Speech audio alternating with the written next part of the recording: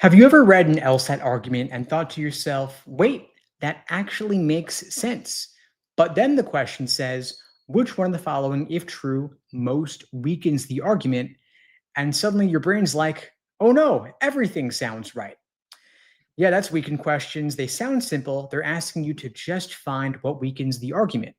But they're actually one of the best indicators of whether you really understand logical reasoning or you're just memorizing patterns. And so today, I'm going to show you how to see the logic gap, the space between what's said and what's actually proven. That is the real key to every single weakened question.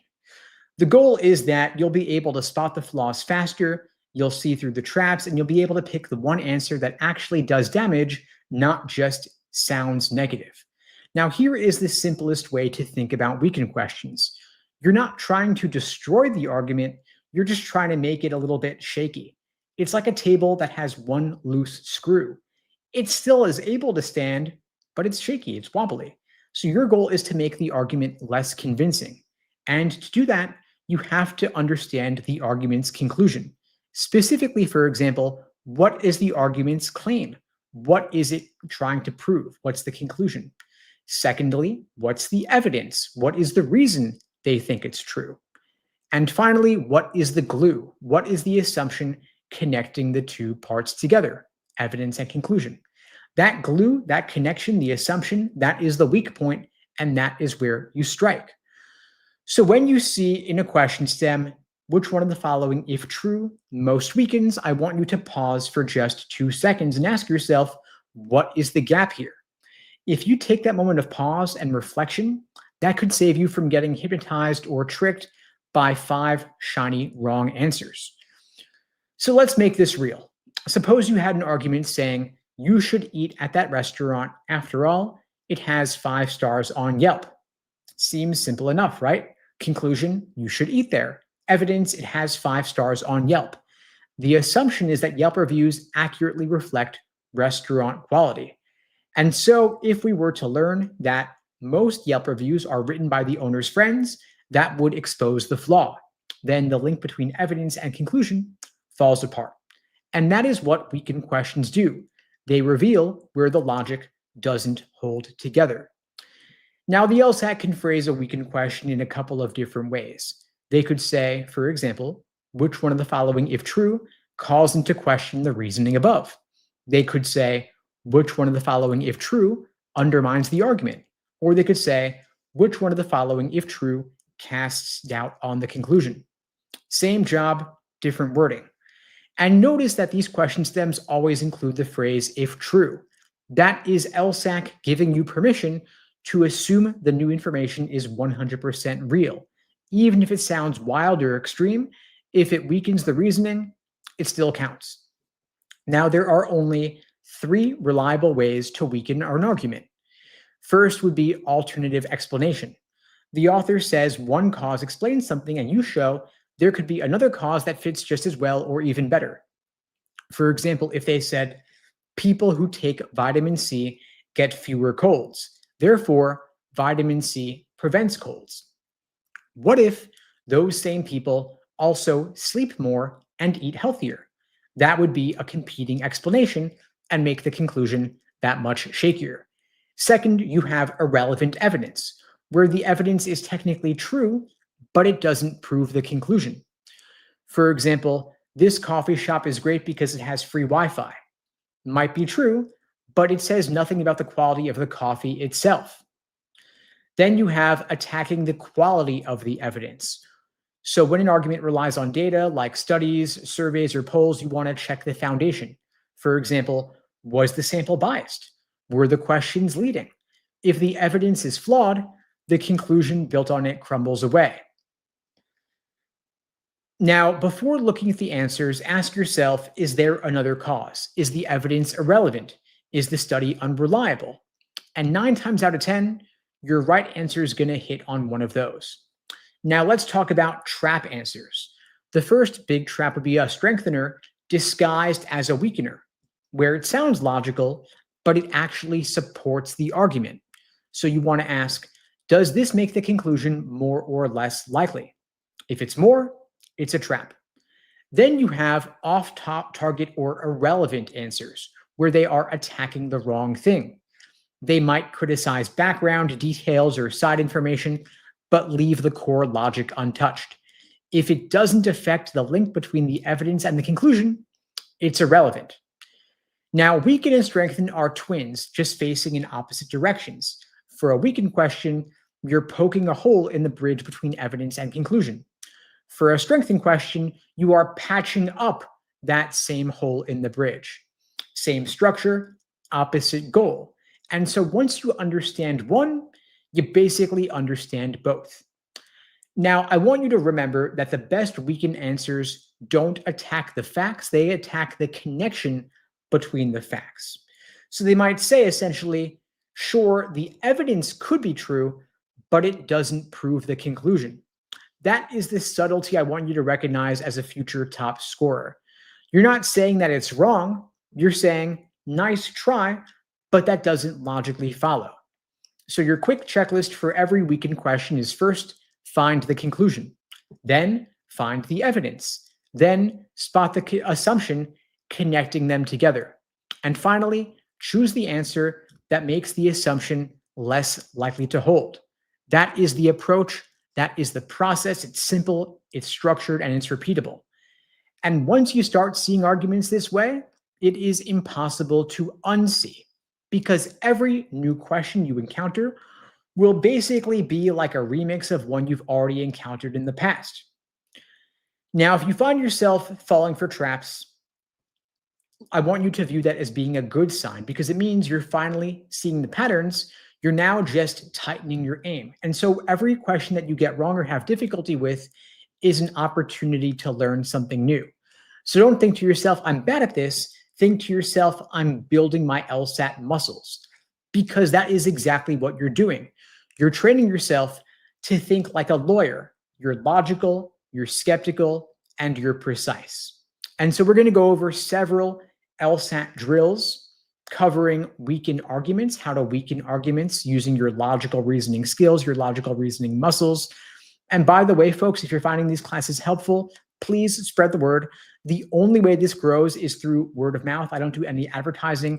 The algorithm doesn't really boost live streams. And so if you want this to grow, I want to add on more and more classes like this. Please share this with your friends, your study buddies, your coworkers, anyone you know studying for the LSAT. I really appreciate your support. Now, we're covering several LSAT weekend drills today. I've got number one here up here on the screen. When you have your answer, please drop it in the chat, A, B, C, or D. If you're not sure, just drop a question mark. And hey there to Anne, Mariam, Valentina. Welcome back if you're coming back. Welcome if you're here for the first time. Appreciate your support. So let's do number one together. Number one, neighborhoods with more gyms have lower obesity rates. So gyms cause weight loss. Let's weaken this argument. A, health-conscious people are more likely to live near gyms. B, gyms are open 24/7. C, exercise improves mood.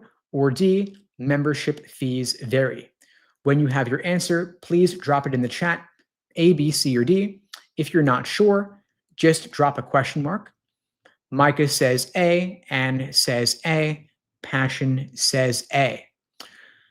Mariam says A with a question mark. Welcome, Mariam. We have a couple A's here. Give folks another second to drop their answers in.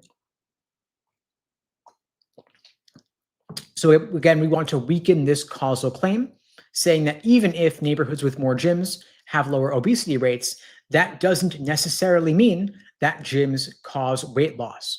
Maybe there is an alternative explanation. Like maybe A, health-conscious people are more likely to live near gyms, as Joy is saying as well. A, so yes, correct, folks. The answer is in fact A. It's pointing out the possibility that maybe the people living near gyms are unique in some way, and they are uniquely health-conscious relative to the general population. And so the gym did not cause the weight loss, but rather people who were health-conscious were choosing to live near gyms. Maybe they were attracted to that location by the presence of the gyms. So countering the idea that the gym was causing the weight loss, maybe health-conscious people were choosing to live near gyms to start with. Next, number two, After banning plastic bags, pollution decreased. So the ban cleaned the environment. Let's weaken this argument. A. Residents liked the ban. B. Plastic bags are convenient. C. Pollution affects wildlife. Or D. A major factory also shut down that year. So when you have your answer, please drop it in the chat. A, B, C, or D. If you're not sure, just drop in a question mark.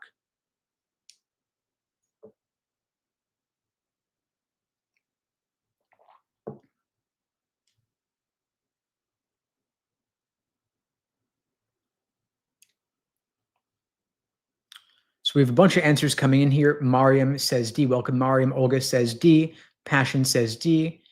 Anne says D. Micah says D. Joy says D. Valentina says B. Christina says D. Welcome back, Christina. So we have a lot of folks here saying D. A major factory also shut down that year. Jackie's also saying D. Welcome, Jackie. And so, yes, the answer is in fact D. A major factory also shut down that year. Why? Because it's providing an alternate explanation. Maybe it wasn't the plastic bag ban that caused the decrease in the pollution. Maybe that ban had no impact and it was the major factory shutting down that actually decreased the pollution and cleaned up the environment. And so maybe that was the real cause. So D is providing, once again, an alternate explanation.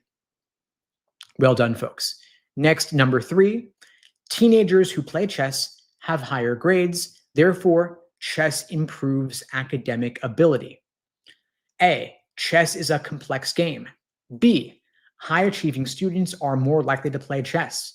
C, grades aren't everything. Or D, schools promote chess clubs. When you have your answer, please drop it in the chat. A, B, C, or D. If you're not sure, just drop in a question mark, but commit to something since you will have to commit on test today. And this also gives me a gauge or a sense of where folks are when it comes to their level of understanding. So a lot of answers coming in. Passion saying B, Mariam saying B, and saying B, Micah saying B, Valentina saying B, Joy saying B. Awesome, folks. Everybody saying B, you're nailing it. It is in fact B. High-achieving students are more likely to play chess. So it wasn't the chess improving or causing an increase in academic ability. It was that people with increased ability were more likely to choose to play chess in the first place. So chess was a result of their achievement, not a cause of their achievement. So B is essentially reversing the causality, saying that the chess is a result of people having high achievement, being more academically inclined. Well done. We've got a question here from Valentina. Can we attack a weakened question by choosing the opposite of a question stem? I wouldn't say we're choosing the opposite of the question stem, because the question stem is just asking us to weaken it. And the opposite of weakening, by the way, is not strengthening. It is to not weaken. So a lot of times you'll have, say, a weaken accept question. And folks get confused by weaken accept because they'll think they should be looking for a strengthener, when in reality, you're simply looking for the 4 that do weaken, and whatever remains will be your answer, usually has no effect. But the question stem itself is just asking which one of the following, if true, most weakens. Now, we could say we want to attack the conclusion. Is that what you meant, Valentina? Maybe to attack the conclusion of the argument? Because what we're really looking to do is to attack the relationship between the evidence and the conclusion. In other words, we want to say, take the evidence as given. We're not challenging the validity of the evidence. We can attack the relevance of the evidence, but the evidence is to be taken as given. And what we want to do is say, how is it possible for the evidence to be true, yet for the conclusion to be false? So for example, here, question number 3, teenagers who play chess have higher grades. That's a fact. There's an association between playing chess and having higher grades. But that's it. It's an association. It's a correlation. And of course, as we know, correlation does not prove causation, as we discussed last week in our class covering flaw questions, right? So we cannot say that based on the association that there is a causal relationship in a particular direction. So doesn't mean that chess improves academic ability. Maybe academic ability leads to a desire to play chess, because if you get high grades, then you get more confident in your scholarship, in your nerdiness, to be frank. And you're like, well, I'm a nerd anyway, might as well just go play chess and hang out with the nerds. And so the academic ability or the academic achievement caused them to play chess. So I hope that clears it up, Valentina. Feel free to evaluate, feel free to follow up with any elaborations. I'm happy to help. Got comment from Mariam saying, this free class is coming at the right time. I'm currently studying for the LSAT. Awesome, welcome. That's why we're all here, right? Everyone here, I think, is going for it, whether you're taking it November this week or January, February, April, June, beyond. I'm here to help you all out. And by the way, folks, if you want some more support, I'm offering free LSAT tutoring lessons to everybody out there studying for the LSAT. If you want some more private, personal, one-on-one support, you can book your free call with me through the link below the video, unpluggedprep.com/start, also pinned here in the chat. Happy to help you all out. Now let's go on to number 4. People who eat breakfast daily are healthier, so breakfast improves health. Let's weaken this argument. A, healthier people are more consistent with habits. B, breakfast foods are nutritious. C, coffee is common at breakfast. Or D, some skip breakfast on weekends. So when you have your answer, please drop it in the chat, A, B, C, or D. If you're not sure, just put a question mark, but please commit to something.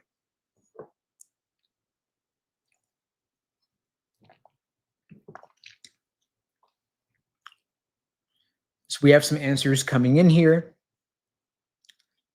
Let's see, Passion says A, Mariam says A with a question mark, Olga says A, Jackie says A, Micah says A, Joy says A, Valentina says A. Awesome. Okay, so A said, again, healthier people are more consistent with their habits. So why does consistency matter in choice A? Because they said in the stimulus, people who eat breakfast daily are healthier. So breakfast improves health. So if they're more consistent with habits, maybe it's not that they eat breakfast in particular, but it's that they just do things on a daily basis. They have a routine in their lives. So imagine someone who is inconsistent in their habits. If they were inconsistent, maybe one day they wake up at 6 a.m., next, that night they stay up till 2 in the morning, they sleep in the following day. There's no routine, no regimen. Maybe they are not disciplined. Maybe they're not having a good diet or planning their routines. And so it's not the eating of breakfast in particular that improves health. It's the consistency that is correlated with other healthy habits, like getting enough sleep, not like going out and partying randomly here and there, not like they wake up the next day at 2 p.m. and there's nothing in the refrigerator to eat that's healthy. And so it's the A suggesting an alternate cause, that it's the consistency of habits in general, regardless of eating breakfast or not the eating of breakfast in particular. And by the way, folks, choice C as in Charlie, coffee is common at breakfast. That's one of those things that might technically be true. That sounds reasonable, but has nothing to do with the validity of the argument. Just throwing that one out there. Well done, folks. Next, number 5. After a new workout plan, participants lost 10 pounds. The plan caused the loss. Let's weaken this. A, participants also followed a strict diet. B, some skipped sessions. C, the trainer was motivational. Or D, workouts lasted an hour. When you have your answer, please drop it in the chat, A, B, C, or D. If you're not sure, just drop a question mark.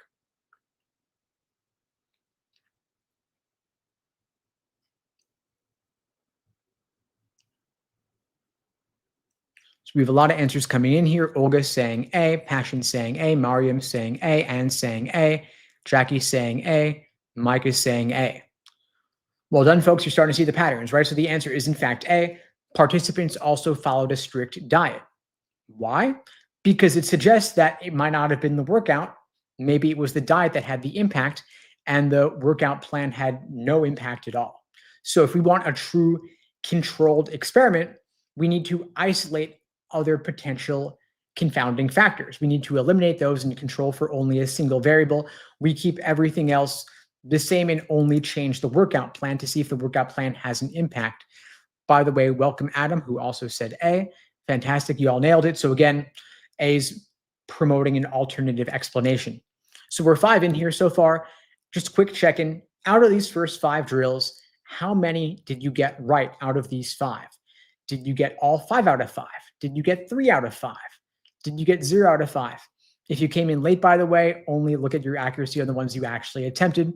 But where are you at for the first 5 out of 5 drills that we did so far? Just keep track of these so that you know what you got to work on.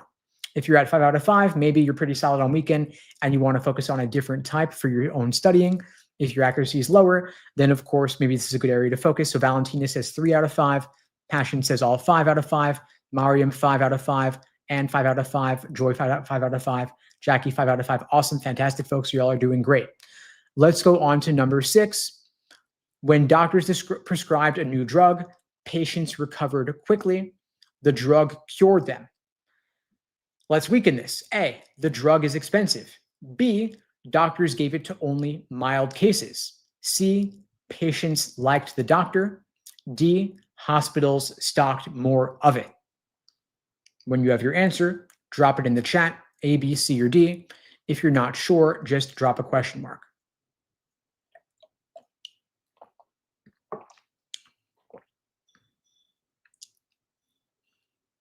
So we got some folks coming in here and saying B, Mariam saying C, Valentina saying B, Olga saying B, Joy saying B, Passion saying B. Mariam saying I meant B, sorry. Okay, so everyone's saying B, welcome, awesome. The correct answer is in fact B. Doctors gave it only to mild cases. Why? Is this the answer? Because it's suggesting that maybe the patients got better naturally and the drug had nothing to do with the recovery. After all, if you're sick, you might just get better on your own, especially if it's a mild case. If it's an extreme case, then maybe you're not going to get better and the drug is having more of an impact. And so to flip this, by the way, to let's say, since like I said earlier, strengthen and weaken are 2 sides of the same coin.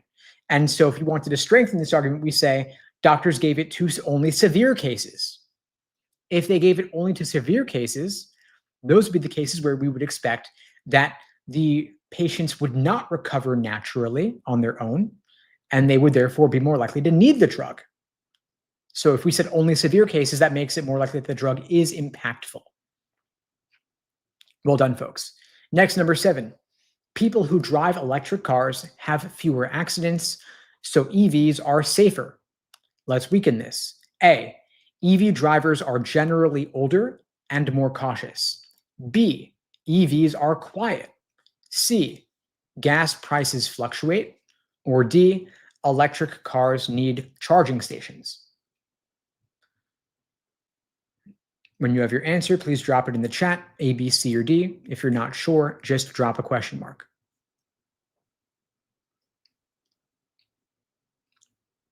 A lot of answers coming in here.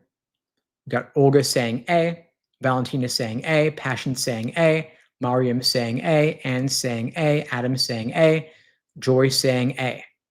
Awesome. Well done, folks. The answer is in fact A. Why is it A? Because it suggests that it's not the nature of the car that is safer. It is in the nature of the driver to be safer. So if we said, again, if we kind of take a polar opposite of A to strengthen this, we say EV drivers are generally younger and less cautious, or younger and more reckless. That would suggest that EVs are super safe, because for them to have a riskier average driver, yet also have fewer accidents, that would suggest, whoa, like all the extra safety features in electric cars, like maybe having a lot more cameras, for example, that would make it even more remarkable for them to have fewer accidents, suggesting that the cars are safer in nature. And so if we look, for example, by the way, this is inspired by some real LSAT questions. You have a question asking about sports cars getting into more accidents than minivans.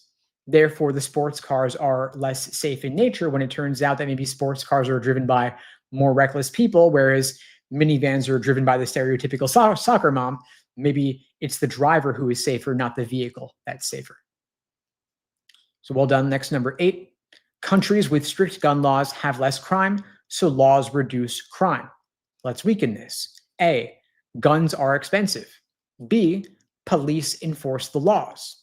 C, populations differ in size.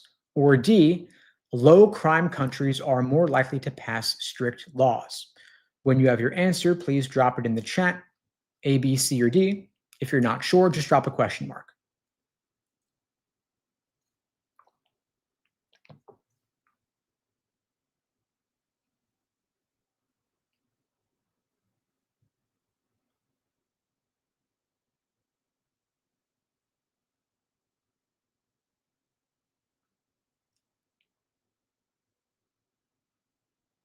We have a flood of answers coming in here. Pretty good mix this time. So we've got, let's see here, Passion saying D, Micah saying D, Anne saying D, Valentina saying D, Mariam saying A with a question mark, Adam saying B with a question mark, Jackie with just a straight up question mark. So this one maybe was a little bit tougher.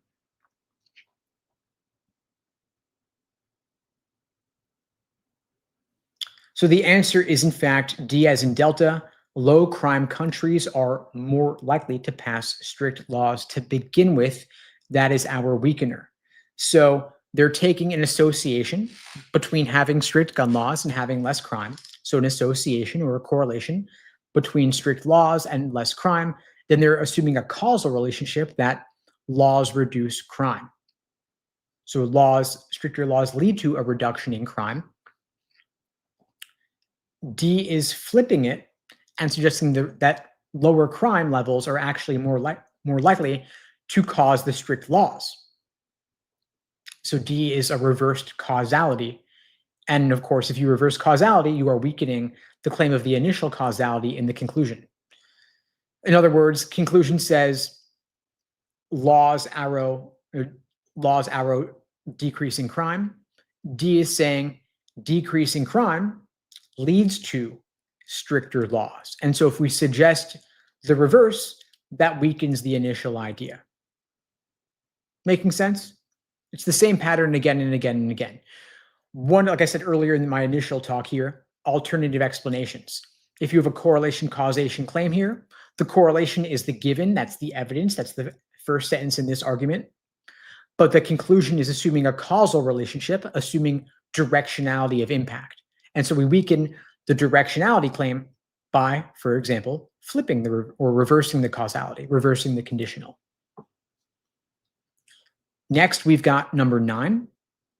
After the city installed more streetlights, crime fell, so lights prevent crime. Let's weaken this argument. A, police patrols also increased that year. B, streetlights are expensive. C, crime fluctuates by season. Or D, citizens support lighting. When you have your answer, please drop it in the chat, A, B, C, or D. If you're not sure, just drop a question mark.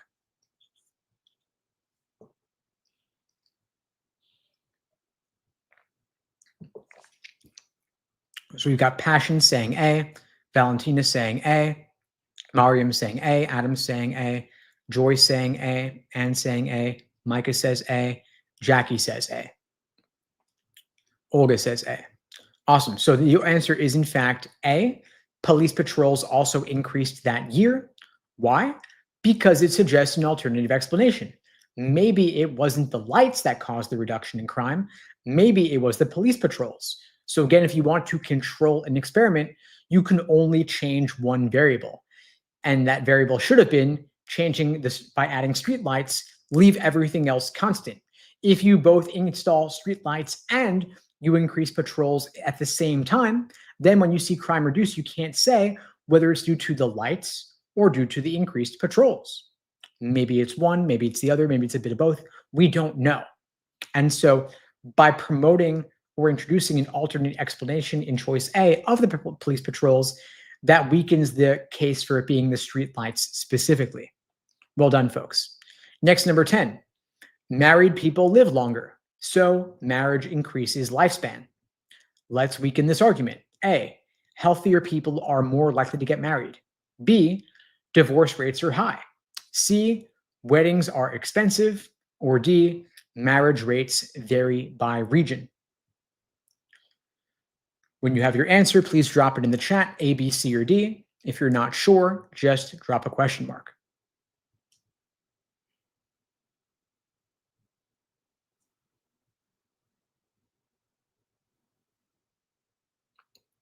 A ton of answers coming in. Anne says A, Valentina says A.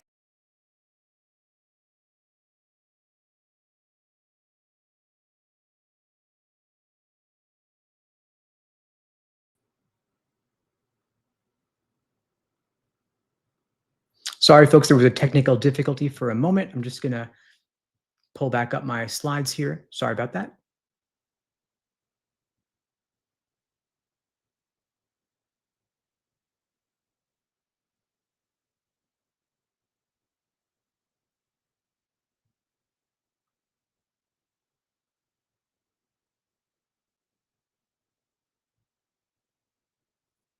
All right, so where were we? Anne says A, Valentina says A, Passion says A, Joy says A, Adam says A, Jackie says A, Micah says A, Olga says A. Everybody's still here. Awesome. Great. Thanks for that, Mariam. All right, so the answer is in fact A. Healthier people are more likely to get married. Why? Because it suggests that it's not that marriage increases lifespan, but that being predisposed to having a longer lifespan, in other words, being healthier, causes you to get married in the first place. So if you were prone to being sick, if you didn't have healthy habits, maybe you're going to have a harder time finding someone to marry in the first place. Maybe you're not in a position to go out dating, for example. So alternative explanation, again, suggesting that the causality is reversed. So further complicating the situation. Adam says, anyone else taking the LSAT this week? Antonio says, I take it tomorrow. Good luck to both of you. By the way, I actually have a video specifically on last minute LSAT test day prep, what to be doing in the final week before the exam. I'll just drop that in the chat here in case that's helpful. And by the way, if you're taking it tomorrow or this week, keep it pretty light this week. I wouldn't take a full exam the day before, for example. I want you to go in feeling fresh, feeling calm, collected, and ready to crush it. Now, those are the next 5 or so. In total, we've done 10 of these. Out of these first 10 drills, how many did you get right? Did you get 10 out of 10, 5 out of 10, 8 out of 10? Whatever you got out of these first 10, your accuracy level, just drop it in the chat. Love to get a gauge of where you all are at. And we will be getting into more difficult material getting up. I feel like you guys keep nailing the drills that I'm giving you, and so I'm going to have to make them harder. Passion says 10 out of 10. It's clicking a tiny bit. OMG. Awesome. Fantastic. You're doing great, Passion. Anne's got 10 out of 10 as well. Sweet. Valentina's got 8 out of 10. Also awesome. Joy's got 10. Micah's got 10. Mariam's got 9. Jackie's got 9. Adam's got 4 out of 5. Sweet. Awesome. And yeah, those of you taking it this week, you guys are going to crush it. Appreciate you showing up in the final week before your exam. Mariam says, I can't believe I got 9 because I suck. No, 9 out of 10 is great. That's 90% accuracy. It's okay to get one wrong here or there. We're all here to learn. Every question that you get wrong or have difficulty with is a chance to learn something new. And so just keep at it. If you know weak areas, keep focusing on those. And let's keep trucking ahead. But before we do, I wanted to let you all know that we are going to level up the difficulty of these classes starting tomorrow. We're going to cover parallel reasoning questions tomorrow, same time, 2 p.m. Eastern. So if you've been saying to yourself, I'm getting all these right, 10 out of 10 every single time. Steve keeps giving us the easy stuff. Don't worry, we will ratchet up the difficulty here and there. I'm not always going to make it super hard or super easy. I'll keep playing with difficulty, but tomorrow is going to be parallel. So get ready, buckle your seatbelts because it will get harder starting tomorrow. Let's go on to number 11 for today. The weekend questions, we're continuing with the weekend drills. Number 11, after introducing a new fertilizer, crops doubled, so the fertilizer works. Weekend, A, the soil is rich. B, farmers planted more seeds. C, weather that year was unusually favorable. Or D, fertilizer smells bad. So when you have your answer, please drop it in the chat, A, B, C, or D. If you're not sure, drop it in the chat or just put a question mark. And For those saying, Mariam says, I don't like parallel. Micah says, oh God. We got to cover it. We got to cover them now so that they're easier for test day. You get them wrong now, so you're not getting them wrong on test day. And so we got to cover everything eventually, right? So we got a mix of answers here in the chat. I see a mix of B's and C's. Antonio says B, Mariam says C, Christina says B, Jackie says B, Passion says C, Micah says C, Olga says B, Valentina says B, Adam says A, Anne says D. So we have a whole mix of different answers here. What are we going to do? And so the answer to this one is, in fact, C as in Charlie, whether that year was unusually favorable. Confounding factor, right? So if the weather that year was unusually favorable, that suggests that it was the weather that had the impact, not the fertilizer. And so I understand B saying farmers planted more seeds, but there's still the ambiguous factor of how many more seeds did they plant. If they just planted maybe one or two more seeds, that wouldn't necessarily lead to a doubling. And so if we wanted to say that crops doubled and say it was the result of a higher quantity of seeds, we'd want to say they planted double the number of seeds. We want to weaken the idea that the fertilizer was the result for the massive increase in crops. And so if we say the weather was unusually favorable, unusually so, that would suggest maybe it was the weather having the impact rather than the fertilizer. So again, we want to control for variables, right? We want to control for, and rather than having multiple factors changing simultaneously, we want to say, well, if it wasn't the fertilizer, it would be the weather changing the impact. Now, Adam says, what if the soil was already rich, therefore the fertilizer did not have a large impact? But the question is, why is the soil suddenly richer this year rather than last year, right? So what changed over the course of 1 year, last year to this year? If the soil was rich both years, we'd expect the crop levels to be roughly the same both years, all else being equal. So what caused there to be such better conditions 1 year over the other? C is pointing out maybe the weather changed. So the soil remained constant, the fertilizer changed, but also the weather changed. So maybe it was the weather that had the impact. Cool. All right. Next, number 12. Patients taking vitamin X reported less fatigue. So vitamin X boosts energy. Let's weaken this. A, vitamins are over the counter. B, those patients also slept more hours. C, fatigue is common. Or D, placebos are often used. When you have your answer, please drop it in the chat, A, B, C, or D. If you're not sure, just put a question mark.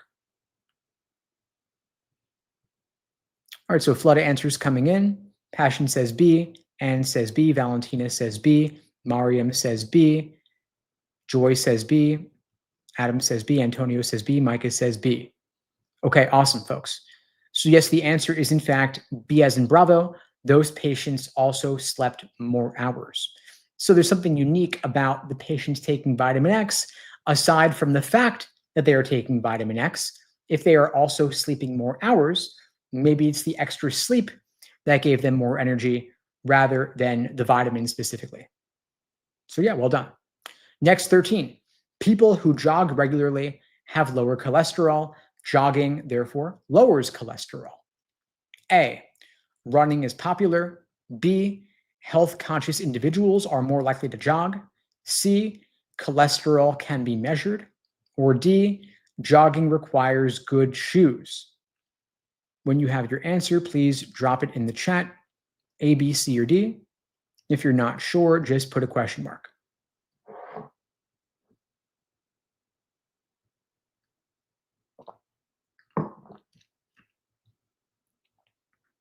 All right, so a flood of answers coming in. Valentina says B, Passion says B, Jackie says B, Anne says B, Micah says B, Mariam says B, Adam says B, Mariam says D is funny. Valentina says, I can see the wrong question pattern in this question, weekend question pattern in this question, and Joy says B.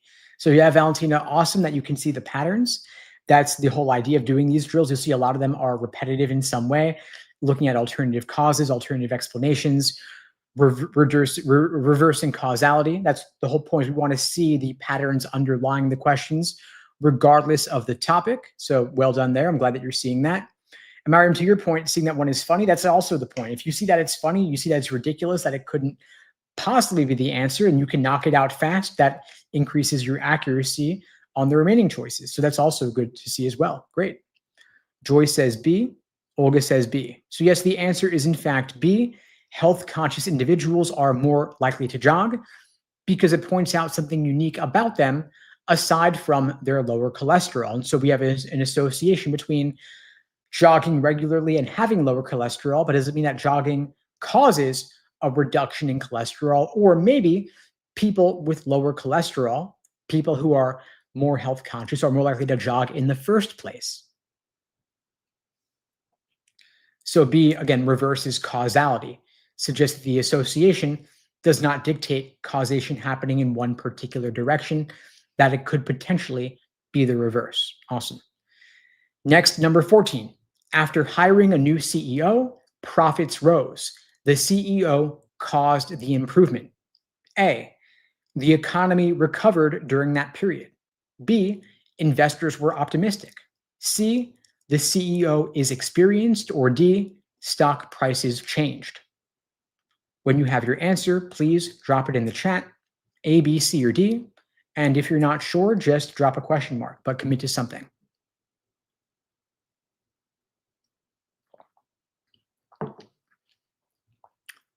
Bunch of answers coming in here. Let's see. Valentina says A. Passion says A. Mariam says A with a question mark. Adam says A.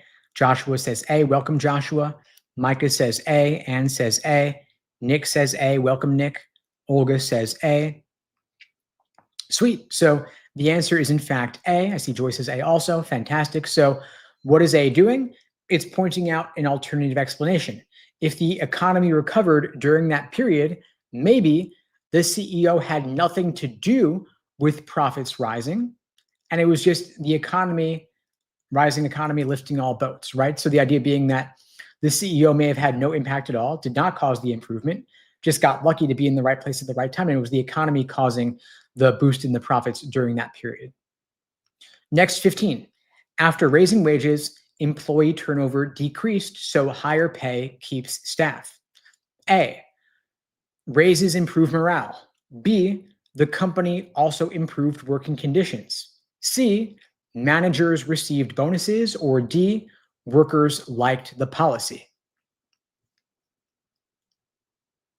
When you have your answer, please drop it in the chat, A, B, C, or D.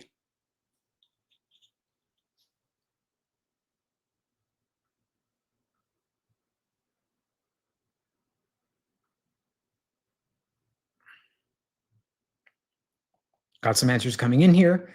Passion says B. Joshua says B. Mariam says B. Nick says B. Joy says B. Micah says B. Antonio says A. Jackie says B. Adam says B. Olga says B.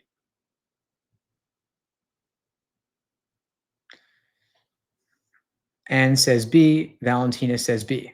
Okay, so most folks said B. We had one say A. The answer is in fact B.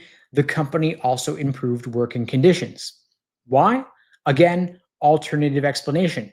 Maybe it wasn't the increase in wages that decreased turnover, but rather it was the improvement in working conditions. So can we conclude that higher pay keeps staff if we have an association between raising wages and decreasing turnover?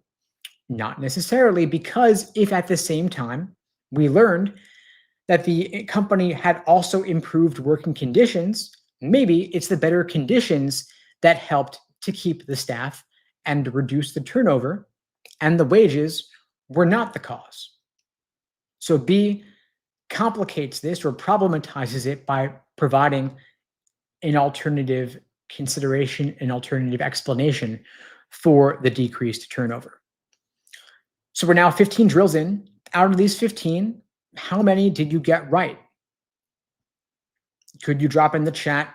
Did you get 13 out of 15, 15 out of 15, 12 out of 15, 10 out of 15, less? Whatever your accuracy was, drop it in the chat. I see Mariam says 14. Awesome. Passion says all 15 out of 15. Fantastic. Jackie says 14 out of 15. Valentina says 13 out of 15. Adam says 8 out of 10 that he did. Awesome. High accuracy. Anne says 14. Micah says 15. Sweet. Well done, folks. Y'all are nailing these. Well done. Passion points out, learning the patterns forces you to anticipate what the correct answer will be. That's the exact idea of doing these, right? So if you learn the patterns, then you can make a prediction, also known as a prephrase, for what the right answer will be. Then you'll be able to solve these faster because you're not thinking through the logical patterns for the first time. And so one thing that allows me to solve questions faster than the average person is I've seen the questions patterns more. And so when you see a new question, if you're not reasoning through that logic for the first time, you'll be able to get through it more quickly, and that is the goal. That's what we're going for here. So awesome, folks. You're doing great. Valentina asks, would A strengthen the argument for this question raises improved morale? Maybe somewhat. I mean, if we then tied improving morale to helping to keep the staff, then yeah. I think that's fair to say. Of course, our job here is to weaken, right? So we could also strengthen if we said the company did not, if we negate B and we say the company did not also improve working conditions, then that would say, okay, well, we are eliminating a potential alternate cause, which then makes it relatively more likely that it was the higher pay. So the short answer to your question is, Valentina, yes. But of course, our job here is to weaken, not to strengthen. But I want to emphasize for all of you that strengthen and weaken are two sides of the same coin. And so if we can negate a weakener, it then becomes a strengthener. And so at some point very soon, not tomorrow, because tomorrow we're doing parallel, but maybe the next day, we'll cover strengthen. And you'll see that if you negate a weakener, it becomes a strengthener and vice versa, which is pretty cool. Let's continue. Number 16. Students who volunteer score higher on the LSAT, so volunteering boosts logic skills. A, community service helps networking. B, volunteering is unpaid. C, ambitious students both volunteer and study more. Or D, law schools value volunteering. When you have your answer, please drop it in the chat, A, B, C, or D. If you're not sure, drop a question mark.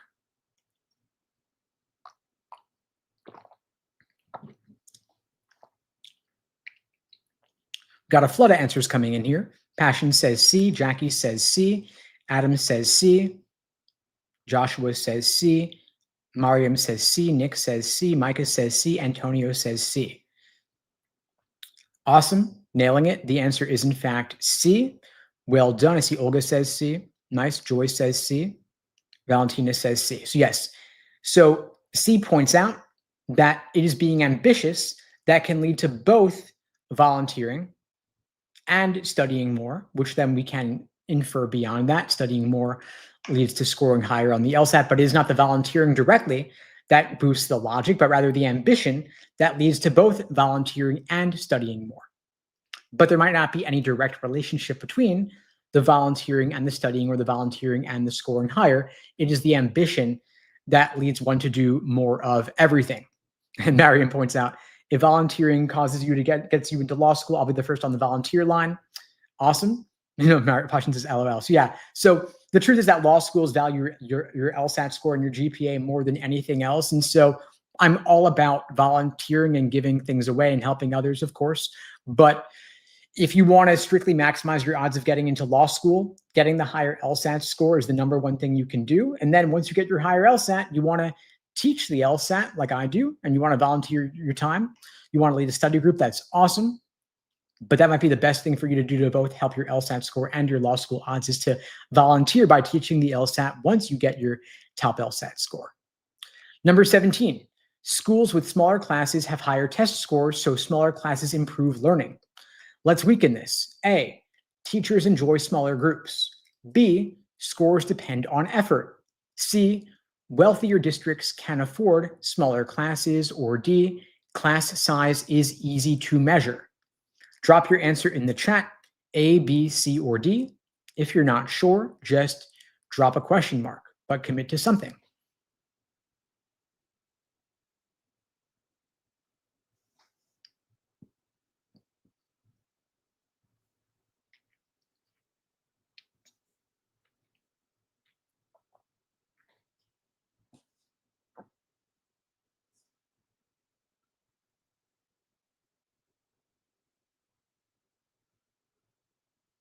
Okay, we got some answers coming in now. Sweet.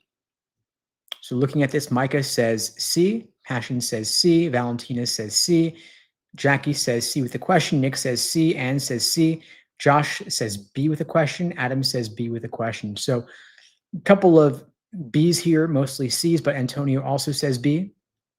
All right, so let's resolve this. Is it B or is it C? The answer is, in fact, C, as in Charlie. Wealthier districts can afford smaller classes. Why? Because it says maybe it's not the small size of the class that leads to higher scores or improved learning, but it's just that they have more money. Maybe money is the cause of having higher scores. Maybe people with more money can afford more test preparation, for example, and that helps them get the higher scores.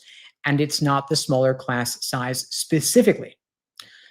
So what we'd want to do to properly determine this is have a controlled experiment where we control for wealth and we look only at people of the same socioeconomic status, control for that, and then say, okay, well, give some of them a small class, some a big class, and see who has better scores. But if we don't control for wealth, then we can't say if it's due to the wealth or the money they can invest in their test prep. And maybe it's due to that rather than the size of the class that they're in. So again, C here was the answer. Next, number 18. Children who are read to daily have better vocabularies. Reading aloud causes growth. A, books are educational. B, parents who read daily also talk more with their kids. C, reading builds imagination. Or D, kids love stories. So all of these, of course, could be true. The question is which one weakens this argument? The claim that reading aloud causes the growth. We have an association between reading daily and having better vocabulary, but does the reading cause the growth? Maybe not. Maybe there's a confounding factor, a third variable, something else that could explain the better vocabularies. A bunch of answers coming in here. Passion says B. Jackie says A. Adam says B. Nick says B. Valentina says B. Joshua says B. Micah says B. Joy says B. Olga says B. Ann says B. So the answer is, in fact, B. Parents who read daily also talk more with their kids, suggesting that maybe it's the talking to the kids that causes better vocabularies, not necessarily the reading in particular. So B promotes an alternative explanation that it's the parents talking more with the kids that might cause the better vocabularies, not the reading. Let's go on to 19.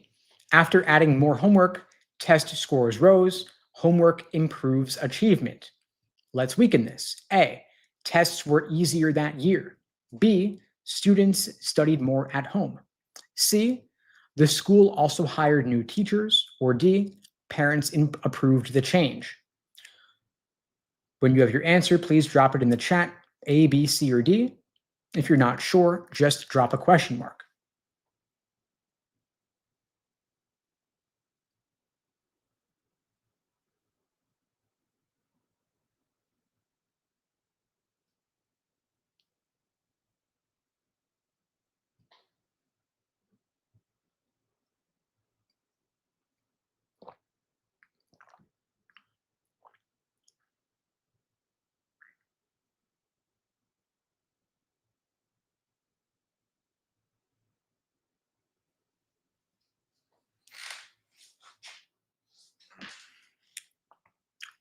All right, so we've got a mix of answers coming in here.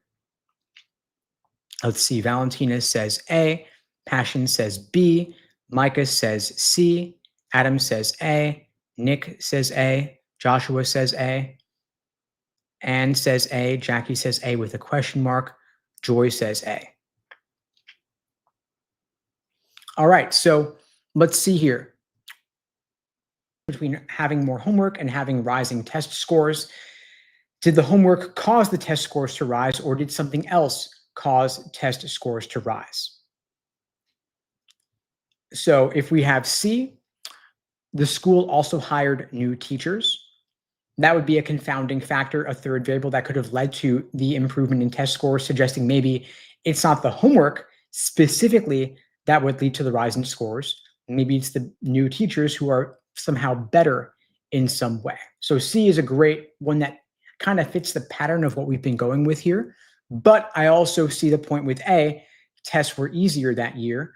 If the tests were easier, that could have led to a rise in scores as well. So I'm going to say this is actually not a great question. I'll admit that here. I think that both A and C, we could argue, would both of them lead to a rise in scores. So yeah, I'm going to go with both A and C for this one. If I had to pick one of the two here that fits the classic pattern of an LSAT question, I would go with C. Hiring new teachers is introducing an additional factor. And the reason I'm going to say that is because A, tests were easier that year. Even if the test was easier, that doesn't necessarily mean the scores would rise because you can control that with the raw score conversions. Like on the LSAT, people will talk about, is 1 month harder or easier than another? Has the test evolved over time to become harder or easier? People usually just like to say harder. And the thing is that even if the content of an exam is harder, you can still adjust the raw score conversion to account for that. Now, we've got a question from Adam saying, if the tests are easier, is that subjective?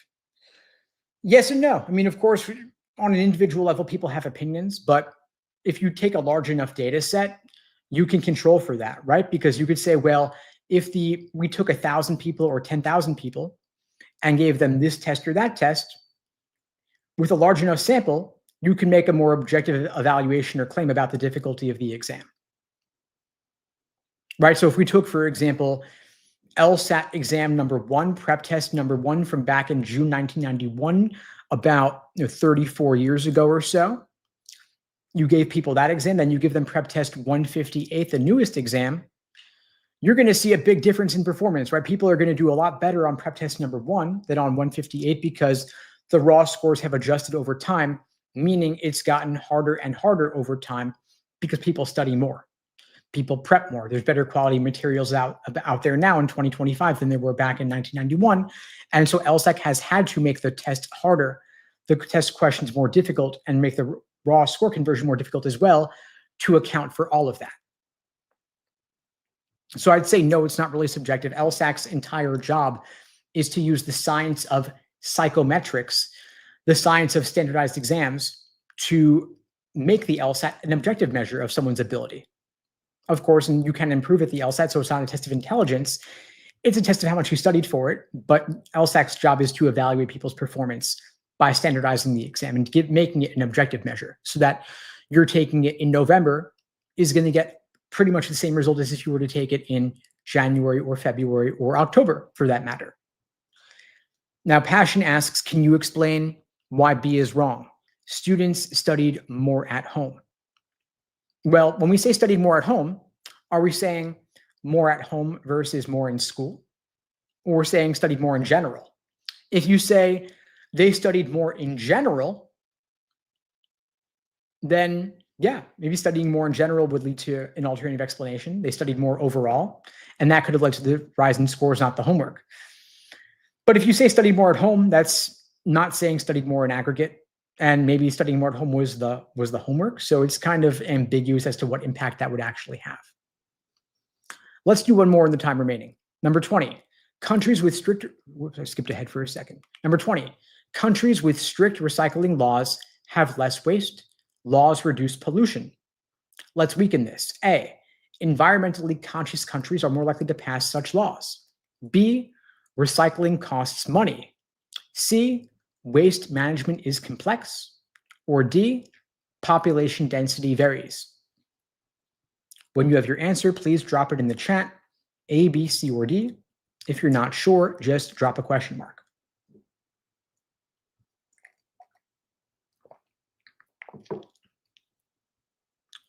All right, so a flood of answers coming in. Passion says A, Valentina says A, Adam says A, Nick says A, Joy says A, Micah says A, Joshua says A. Well done, folks. The answer is in fact A. Environmentally conscious countries are more likely to pass such laws. So it's not the laws that reduce pollution. We have an association between strict laws and less waste, but maybe the laws are not a cause of the less waste. They're a result of less waste. And so countries that have less waste to begin with are have people who are less likely to pollute or litter, perhaps. And so they pass the laws in the first place as a result of their behavioral habits or predispositions. So again, reversing the causality. So that was 20 drills in so far, folks. Out of these 20, do me a favor, drop in the chat, how many did you get right? Did you get all 20? Perfection. Did you get 15 out of 20, 17 out of 20, 10 out of 20? Wherever you're at, accuracy-wise, drop your answer in the chat, collect that data, get a sense of where you're at. And by the way, folks, if you'd like my help, if you want to go deeper and craft a personalized action plan for your prep, I'm offering free LSAT tutoring lessons to everybody out there watching this. You can book that free lesson with me personally at unpluggedprep.com/start. Link below the video on YouTube. Link pinned in the chat as well. I see Passion got 19 out of 20. Awesome, Passion. Congrats. Valentina, 18 out of 20. Awesome. Also fantastic. Jackie got 18 as well. Micah got 20. Fantastic, folks. You all are nailing this. You all are getting too many of these right. I'm going to have to make these harder. And by the way, folks, tomorrow, same time, same place, 2 p.m. Eastern, 1 p.m. Central, 11 a.m. Pacific. We're doing another free LSAT class. Tomorrow, we're covering parallel reasoning questions, one of the hardest LSAT question types, one of the most hated LSAT question types. And so if you want to go deeper, if you've been getting too many of these right, complaining they're too easy, we're going to go a bit more difficult tomorrow. And of course, we're doing these every single weekday, 2 p.m. Eastern, 11 a.m. Pacific. Hope to see you all again tomorrow, folks. Thanks for joining. In the meantime, I wish you all the best and take care.